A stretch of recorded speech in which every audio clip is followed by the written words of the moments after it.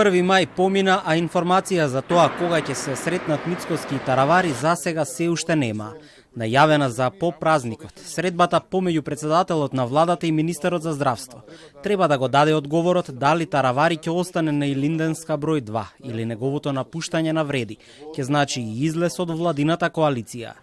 Лидерите на Вреди, на својот поранешен коалициски партнер и председател на крилото на Алијанса за албанците, му порачаа дека нема место во владата за него, ако соработува со Демократската унија за интеграција.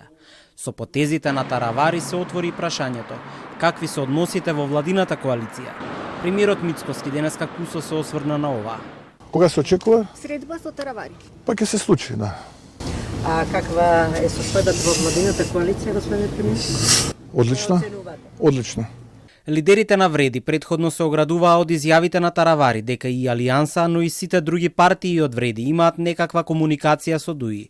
А денеска во Скопско Свиларе беше лидерот на интегративците Али Ахмети, кој очекувано се соочи со прашањата дали има некаков договор со Арбен Таравари за евентуална соработка на предстојните локални избори.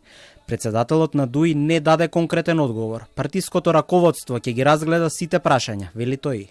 Ахмети се осврна и на случувањата во Вреди, пред да заклучи дека ДУИ нема опонент. Ние го поздравуваме чинот на Таравари што многу порано свати дека оваа влада не е ништо повеќе освен антиалбанска влада која што дојде на власт со антиалбанска платформа.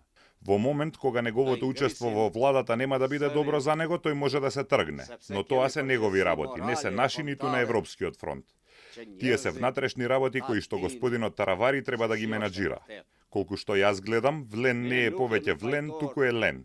Околу прашањето дали тој и неговата ДУИ имаат контакти со СДСМ, Ахмети одговара да, има, но без подетални информации за преговори и можна соработка на локалните избори на есен.